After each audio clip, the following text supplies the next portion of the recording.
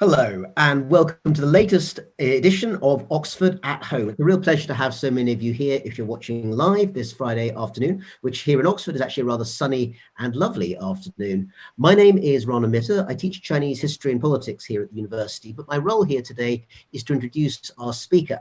And it may be the case that even if you haven't met her or seen her before, you've been reading her work, because last year, Professor Emma Smith had a huge hit with the book, This is Shakespeare, which was universally welcomed as a lively, informed, and actually in some ways very rigorous approach to understanding how we should think of someone who's often carelessly called a wonderful, great poet, but never really analysed in the depth that we want.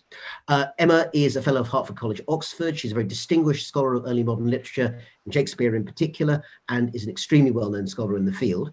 But she's going to today be giving us a talk that enables Shakespeare to be opened up to a wider audience, and in particular, dealing with the question of Shakespeare and the plague. We've all heard this story, I think, recently, that Shakespeare took advantage of his period of lockdown to write King Lear. So we wonder whether or not that might be true, or whether or not actually it's a bit of an urban myth and we need to get beyond that. Emma's going to talk for about a quarter of an hour or so, and then, as in previous editions, we'll have about 15 minutes or so for questions. Do remember you can use the chat window on YouTube or social media with the hashtag Oxford at Home to put in your questions. Do remember, as ever, we're still doing this all from lockdown at home, so if there's a little bit of glitch on the home Wi-Fi, forgive us. Give us a few seconds and we should be back with you. And I think it's high time to turn over to our star attraction today. Welcome to Professor Emma Smith. Emma. Thank you, Rana, and thank you to everybody who's tuned in to hear about Shakespeare and the plague. I hope this won't be sort of more of the same. In some ways, it's a slightly, it's a slightly too present conversation, isn't it, for us to be having? But I hope there'll be some slightly different perspectives on our own situation by thinking about Shakespeare. Hic incipit pestis, here began the plague. That note is written in the Holy Trinity Church, Stratford-upon-Avon registers, just weeks after the baptism of William Shakespeare in 1564. And it's perhaps the earliest encounter we have between Shakespeare and the plague, the bubonic plague, which was pretty much endemic in the English population through the 16th and into the 17th centuries. And as Rana suggested, the idea that Shakespeare wrote King Lear in his own version of lockdown may really have been a social media bubble trying to make us feel guilty, I think, about watching Netflix or doing less productive things. But there are some really interesting connections between Shakespeare and the plague, and that's what I want to talk about now. We're looking at a very popular and widely distributed woodcut from the period showing the figure of death looking at London.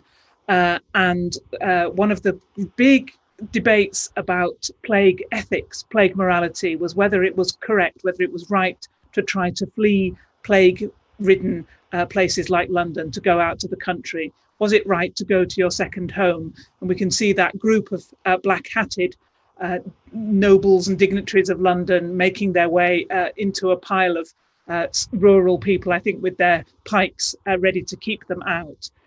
It's an astonishing tableau, particularly with this sense in the centre that there is a visitation on London. There is a finger or a claw almost coming down from that cloud.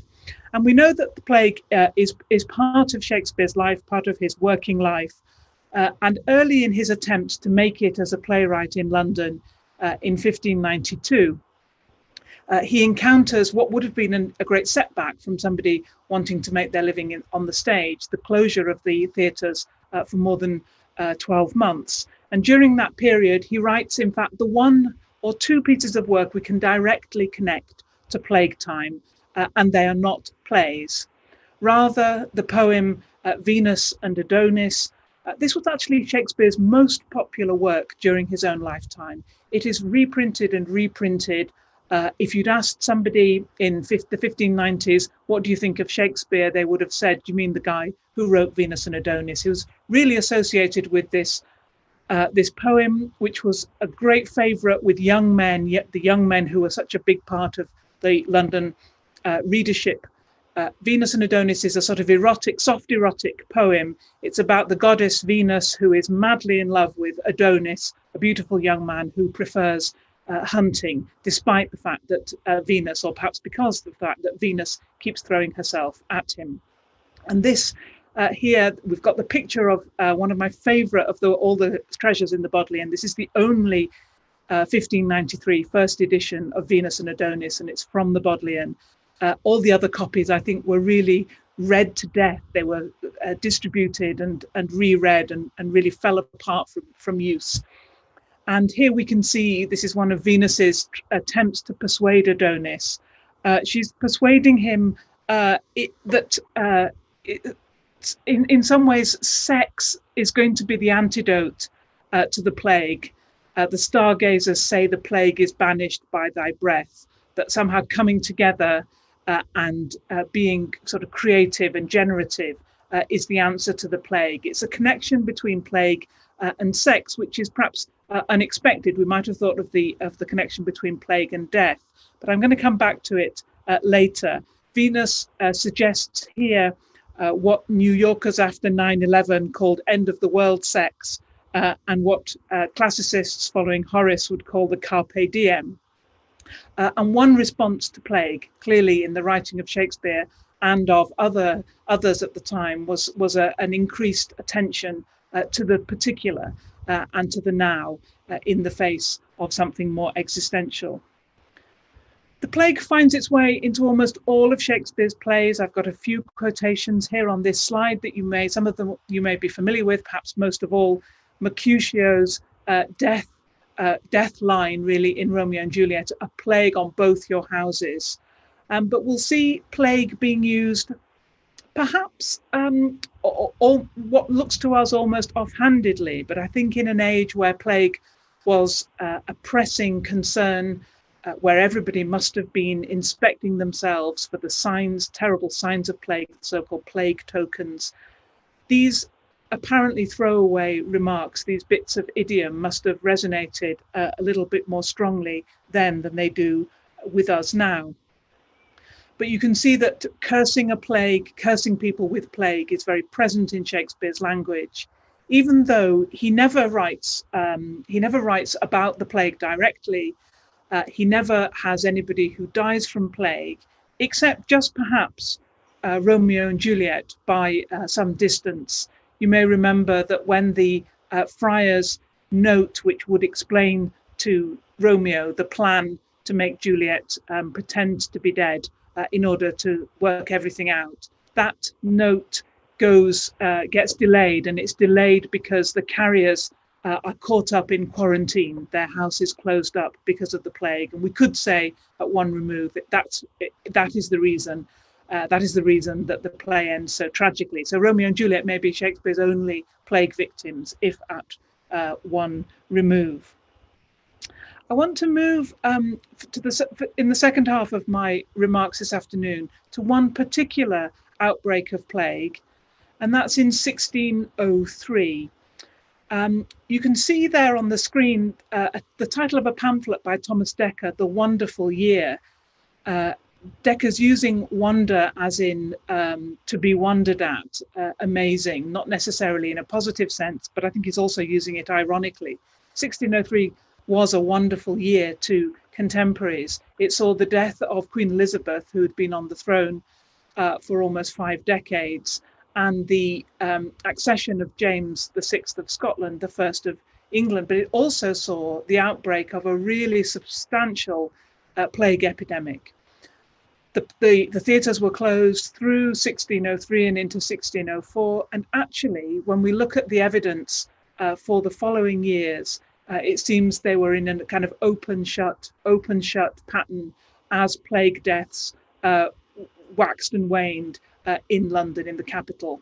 The rules changed, but largely, if plague deaths were more than 30 a week, the theatres tended to be closed.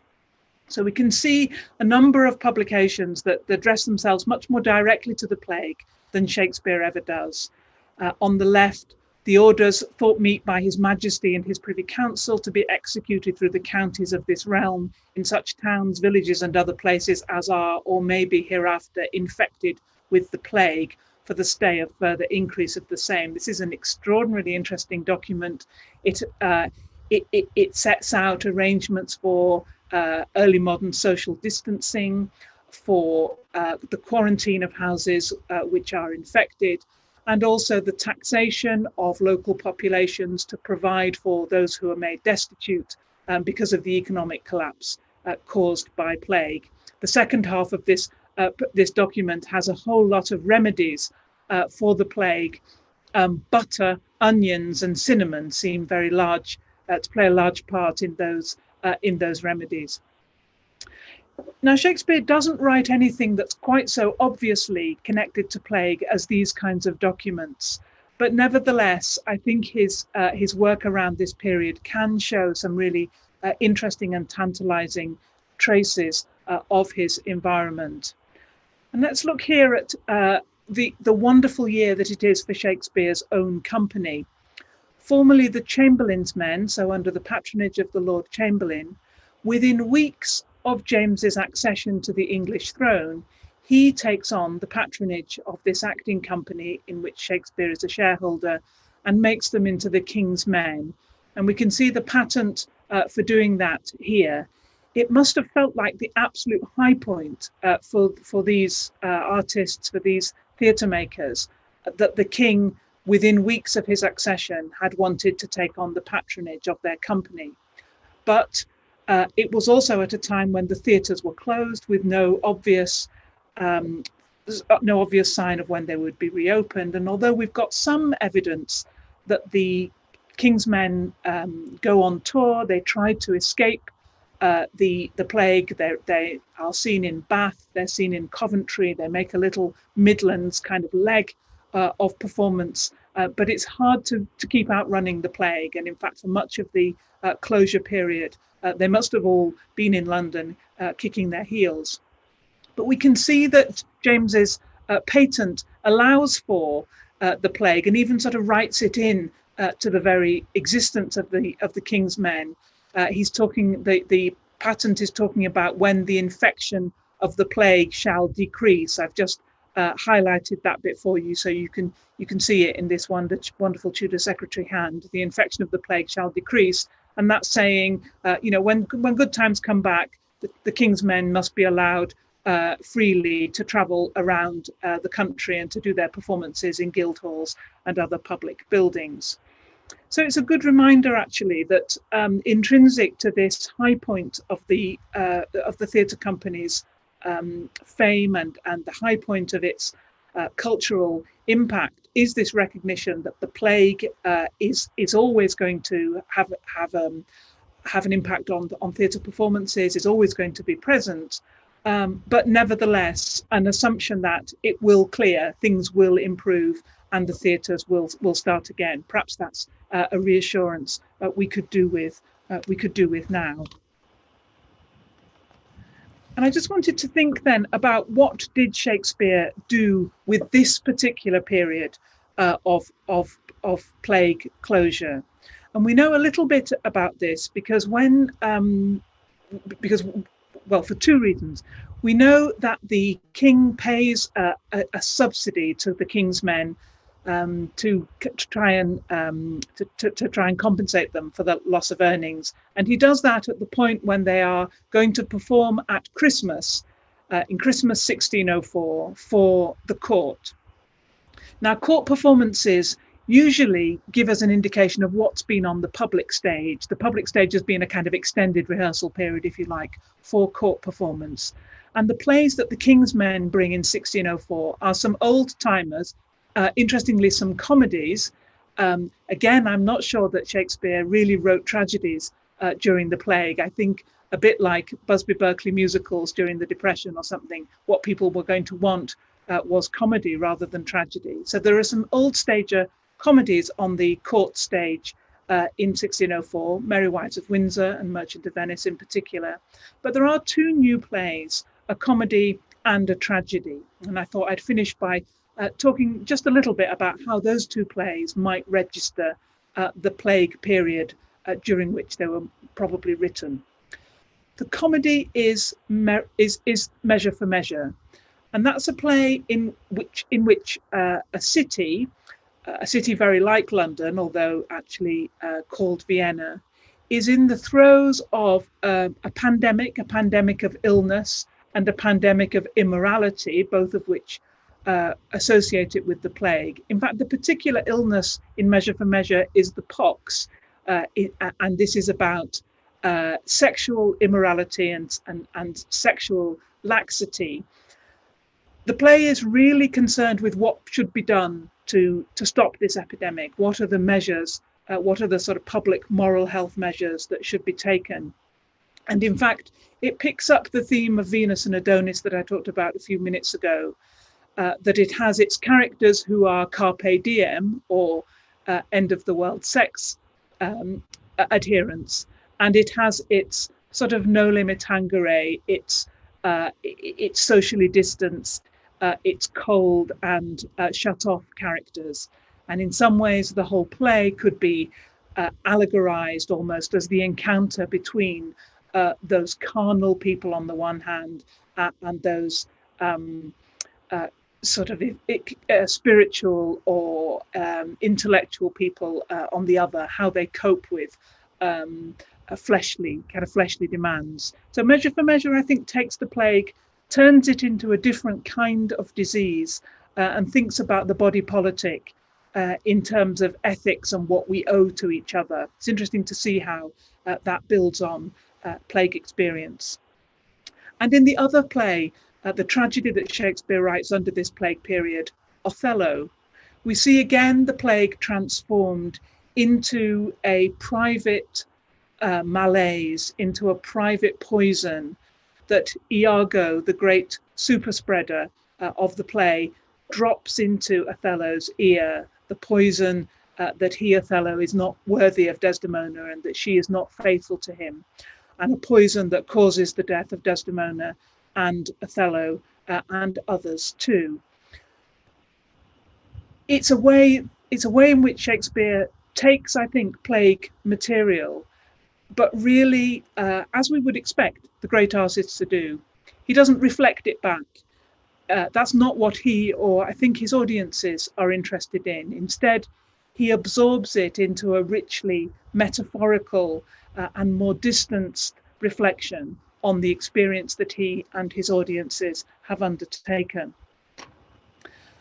René Girard, the French critic, famously wrote that the distinctiveness of the plague was that it ultimately destroys all forms of distinctiveness. It destroys all forms of distinctiveness. And Girard was really interested in the image of the plague pit, that in death, plague victims can't be individually buried and individually memorialized. And that, I think, is where I'd like to stop, with the way that Shakespeare ultimately responds to that threat, the threat of the erasure of distinctiveness. And I think he responds to that with an absolute refusal to acknowledge it. Shakespeare's characters are supremely distinctive. And while that doesn't allow them to fend off death, mortality is always present in Shakespeare's worldview, and mortality is always present in his plays. Nevertheless, that distinctiveness is, I think, the ultimate prophylactic against plague and its erasure of human distinctiveness. Thank you. Thank you very much indeed, Emma. It was fantastic to have in such a short time such a comprehensive and I think extremely rich account of a writer who, in one sense, I think we all feel we know, in another sense always gives us so much more to discover. You will be unsurprised to hear that while you were speaking, a whole plethora of questions has been coming through. Shakespeare is certainly a subject that remains of huge interest more than 400 years after his death. And I'm going to bring down a whole, not bring down, I'm going to bring up, I think, but bring up a whole variety of different questions. The first one is actually something that I wanted to bring up. So I'm going to combine it with a question that comes in from, people have kindly given their names, so I'm going to give some credits here, I think.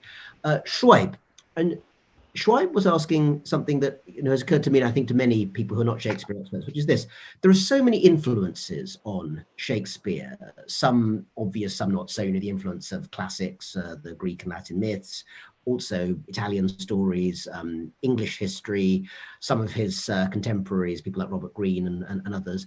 The one thing that seems to turn up very, very little is direct religious influence, and the influence of I think Friar Tuck, not Friar Tuck, for the Friar, not Friar Tuck, is one of the very few characters in Romeo and Juliet who's actually kind of ostensibly a religious figure who's on stage. And we think during the period of the plague, religion was on an awful lot of other people's minds. Was it on Shakespeare, and is religion in any way a useful framework through which to think about his work? It's a really brilliant question, Troy. Thank you very much for it. I think lots of people have noticed that Shakespeare steps out of one of the big debates, or even the big stimuli to creative writing in this time, which is religion. He never writes really religious poetry, unless some people have felt that there's a very enigmatic poem he writes called The Phoenix and the Turtle, and some people have felt that that is a religious allegory, but it's a very mysterious poem if so. And yes, actually, Shakespeare seems distinctive, and it's one of the ways, in fact, I think he seemed most modern, that he doesn't seem to exist within an entirely religious framework. His idea of what comes after death is distinctly unorthodox. It's Stoic in a way, rather than Christian. We might remember Hamlet's to be or not to be. Hamlet is very uncertain about what's going to come after death, and that means he is rejecting the comforts of sort of Orthodox Christian belief at that point. And there's very little standard religious teaching in Shakespeare's plays. So it's, for some critics, this has been the super carefulness of somebody who was themselves really a Catholic and didn't want to betray themselves, and so just kept completely wide berth of all religious topics. And for other critics, it's been the hallmark of someone who thinks perhaps in a more post-Enlightenment way about other ways of seeing the world. Thanks very much indeed, absolutely, Emma. And I think that, of course, the question of Shakespeare hidden Catholic or not is another one that's had people going for quite a while, and I'm sure will continue to do so. I'm unsurprised, actually, that so many of the questions coming in, and really wonderfully phrased as well, are very much inspired by a comparison with our own time, when the theatres once again are dark because of illness. We'll perhaps in a minute or two get to the contemporary side of that, because I'm sure that you must, like many, feel that lack very very strongly, Emma. But just sticking to Shakespeare's time for a moment. Well, a question from Alicia here. How did the economic repercussions of the plague affect the nature of Shakespeare's writing? I mean, he was obviously a genius, but he was also a man who needed to make money from bringing in the punters. So how did that work in terms of the personal economics of his theatre company, of the King's Men? It's a really good question, Alicia, and we often we just don't have the evidence to know what happened there.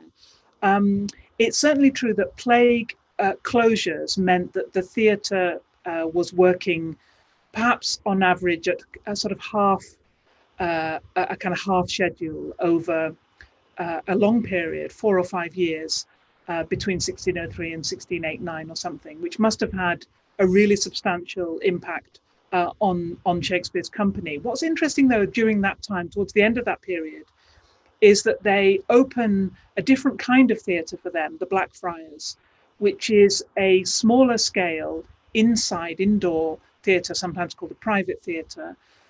It's an attempt to go up market. It's more expensive and a more limited audience. So in some ways, it's going for people who understand, sort of economic development will see this. It's going for a kind of higher markup product, a more premium product, if you like, rather than large audiences and low ticket price. This is smaller audiences and high ticket price. So one of the things I think the plague does is to foster institutional innovation. I think the theatre company is changing. Probably some smaller companies, though, are not able to survive. when we look at the King's Men under the King's patronage and with a bit of subsidy as well from the King, we can see this is a very fortunate position to be in a difficult time. They were on furlough at that point. They're more or less on furlough, although I worry that they get the money right at the end of the period, which must have meant that cash flow was a genuine problem. Yeah, absolutely. And just to follow up on that, a question that comes from Dorian, and I think you sort of alluded to this briefly in your earlier comments, Emma, maybe perhaps you'd expand a bit.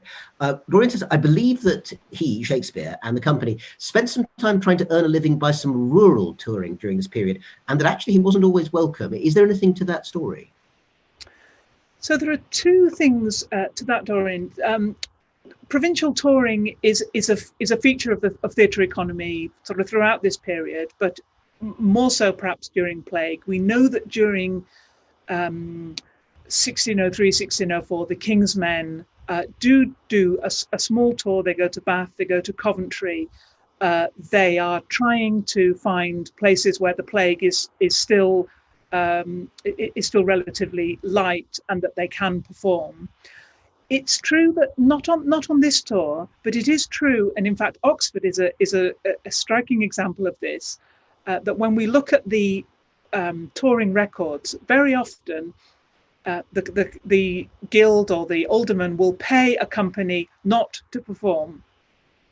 And that may be because they are worried about large gatherings of people, not just because of plague, but in terms of public order more generally. And there are a number of examples of how the Oxford, I think, had a particular town gown problem and was nervous about that kind of erupting, and so they often pay to say, go away, don't perform. Yes, indeed. No, again, many of these dilemmas, which I think many of us never expected to be happening, are differently constituted, but still very much with us today about social distancing and so forth, of course. We have got Jamie, who does want to say, I think, was the effect of, look, we've heard a lot in cultural discussion the last few weeks and months about King Lear being a particular product of the plague era. And again, you sort of mentioned, but very briefly, that sort of connection of what he did and what he didn't write at that time. Is there a connection between King Lear and the plague? Can we say anything about that? There is a connection. It's not a very strong one. We know that the theatres are closed for a short period in the summer 1606. And we know that Shakespeare's King Lear is first performed in the Christmas season of 1606. So it could well be that he was working on it during that time. The dates do line up. But 1606 was a relatively short plague closure time, unlike 1603-4, which I chose to focus on. So it doesn't feel quite so sort of steeped in the long term to that particular moment of composition. And one thing that's really interesting about King Lear is that most scholars feel King Lear is the one play Shakespeare revised. So maybe if he did write it during lockdown, he wasn't completely happy with it, and he comes back to it 2 or 3 years later. Interesting. Well, actually, there is a question specifically about that, since you bring it up, Emma. I'm sorry, not if I haven't attributed it, I apologize there. But the question is, how does quarantine help Shakespeare to revise his work? I think they're thinking of Lear in particular. Do we know anything about those revisions? That's a really interesting question, and it's a really interesting idea to think, if you don't, this is all speculation, we don't have any evidence for this, but if you don't have the theatres open to sort of trial your plays and for you to be able to imagine them being put into rehearsal, do you keep writing new plays, or would you actually go back to things you've already done? Would it be a period of redrafting or of invention? There are some scholars who feel that Shakespeare's output of new plays really dips during plague periods, and that he never, in this Jacobean period that I've been focusing on, he doesn't regain the sort of 2.7 plays a year that he had during the previous 10 years. So there's a revision in Shakespeare is a really, really interesting question, and I suspect there is much more revision by Shakespeare of his own plays than we have yet uncovered. Another rather intriguing question here, actually, about plague and its effect on Shakespeare's writing. So you've mentioned these references, some perhaps quite oblique, to the way in which the plague influences the actual text. And one person's asking, what about other diseases? I mean, to my mind, immediately I think of Sir Andrew Aguecheek, and I'm not sure if the word dropsy turns up at all in Shakespeare, but is disease, more broadly speaking, a theme through the work? And does it tell us something about the kind of place of the medical world in the cultural mindset of the era? Yeah, really, really brilliant question, and a question that's come to the fore, I think, as we have started to bring the insights of disability studies to Shakespeare. So there's been some very, very interesting work on Richard III and how Richard's physical disabilities are used by the play and have been used in performances. A question allied to other casting questions in the contemporary theatre is, should you cast Richard III with an actor who has a disability? Is it appropriate for actors to mimic disabilities in the way that it is not now appropriate for actors to mimic racial features? So I think that's been a really, really, really interesting. Most of the diseases in Shakespeare, in as much as they are partly metaphorical, are negative. They cast their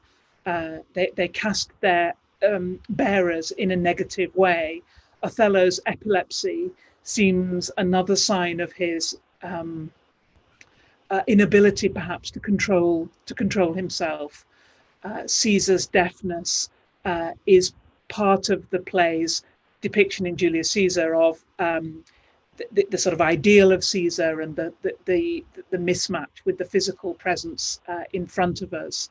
So diseases, I think, are mostly negative. This is a world in which the sick king is a symbol of a sick kingdom, and that's the kind of metaphorical relationship. But I think there are some really interesting ways in which health and the body are depicted throughout Shakespeare. Thanks for that, Emma. Just one factual question here. One person is asking, is it right that Shakespeare's son, Hamnet, rather than Hamlet, in fact, sadly died of the plague? That is true, I think, isn't it? We know that Hamnet died. We don't know that he died of the plague. There isn't a particularly... if you read Maggie O'Farrell's brilliant book, Hamnet, novel out this year, she imagines that a plague death for Hamnet, absolutely brilliantly, very, very, very movingly indeed. I really recommend the novel as an imaginative recreation of the Stratford house. But we don't actually know that Hamnet died of plague. That seems eminently reasonable. One of the questions actually picks up on something you said a little earlier, Emma, so I'll take you back to it if I may. One person, Hol K, asks, I'd love to hear more about theatre on tour. In most people's minds, I think Shakespeare is only linked with London at sites like the Globe. So we don't have, not just Shakespeare perhaps alone, but other travelling players. Was there a sort of circuit going around at the time with people playing different things in different parts of England and beyond? There's most definitely a circuit. There's a circuit of guild halls and sort of semi-public indoor spaces around, particularly the Midlands and the Southwest, but some touring even further afield than that, which is pretty regularly visited every couple or so of years. There are other kinds of that there are some occasional troupes who seem to pop up in other areas performing plays out of printed text. So they get hold of playbooks that plays that were not written for them. So we've got a North Yorkshire Pericles and King Lear, which comes to our attention because it's thought to be associated, we're back to Catholicism again, it's thought to be associated with recusant or Catholic observances in that place. So yeah, touring is a part of the economy, and it's been but the main hub, the main money spinning hub, I think, of theatre by the 1590s is London. London's the only place that's big enough to have permanent theatres, and London's the only place where you can get sufficient repeat audiences to run those theatres and therefore you generate lots and lots of new plays. That's why it's so great for players. So when you're on tour, really you only need 1 or 2 plays because your audience is different every day. They're in different parts of the country. But if you're in London, you need a really varied program every week so that people will keep coming back. Emma, that's a brilliant answer, which actually leads us on to Hayley's question. And I'm going to read some more of her comments because it starts with, "This is brilliant." So, of course, thank you, Hayley. I think plenty of people actually are sending immense praise out for your talk. Now, Hayley then asks a question which actually links to what you just said rather nicely. She says, "We know that lockdown is going to have a devastating economic effect on our beloved theatre and arts scene. Will there be any interesting artistic outcomes based on what we know of what happened in the 1600s?" So that's a very interesting way to try and link past and present. Can you see anything in the way in which stagecraft changed because of that earlier plague that might in some ways be transferable to the way that stagecraft might change in our own era? That's such an interesting question. I think because our own period is so, how we are thinking about this is all about social distance, isn't it? That's the big challenge for us. And of course, theatre is unlike our consumption of films or television, theatre is all about social proximity. That's felt to be one of its most important aspects, the proximity of actors to each other, the proximity of audiences to actors. So the kind of dramaturgy that I think we might be looking at now, that we're starting to see some experimental versions of, are about how you can, in some ways, how far you can stretch the elastic between players and audience without it breaking. And that's a new, I think that is a genuinely new problem. I don't think that was how the theatres closed in the early modern period out of a strange combination, sort of half understood combination of something more like modern epidemiology and the sense that the playhouses were probably a bit sinful and that God probably had a role in the plague and that probably anything propitious you could do to sort of alleviate God's anger would be sensible in these times. So when they came back, that's to say, when they reopened, I think they reopened to a great flood of people again. They didn't reopen in a partial way, and it's that partial reopening that I think is going to be such a challenge. But I do think, the arts are important to us, and the arts are resilient because they do respond, don't they? They are able to make different to make the most of different situations and to reinterpret those for us and help us see them in different ways. But I do think it's going to be tough times for the theatres, and I think anybody who is in a position to pitch maybe some of their ticket money towards their favourite theatre now would be a very generous supporter of them at this difficult time.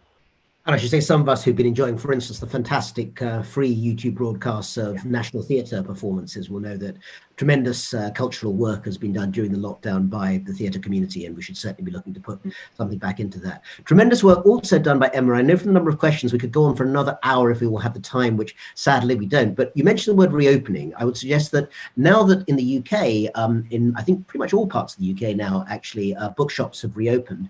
If you are not wanting to use an internet bookshop, I think you should go in person and celebrate the reopening by buying a copy of This is Shakespeare by Emma, which will enable you to find out even more about what she's been saying today at more leisure and in more time. But we're very grateful to have had you even just for this afternoon, Emma. It's been a fantastic talk and amazing responses from our audience, which, as before, I think is actually coming in from all around the world. So thank you for taking that time with us. We will be meeting again for Oxford at Home, showcasing yet more of the amazing research that is being done even under lockdown here at the University of Oxford. And that'll be next Friday, 26th of June. And check the website for exact timing, but I think it'll also be at 3:15 as it was today, but do double check that. And there'll be more details on the webpage listed in the description just below the video. Thank you all from around the world for joining us today. We are gathering more and more each time we do this. We haven't quite got to Joe Wick's level yet, but we'd like to try and hit that. So do encourage all your friends to tune in the next few times. We'll be broadcasting well into the summer, so keep that Friday afternoon slot. The weekend starts with Oxford at Home. Thank you all for joining us today. Thank you. Thank you.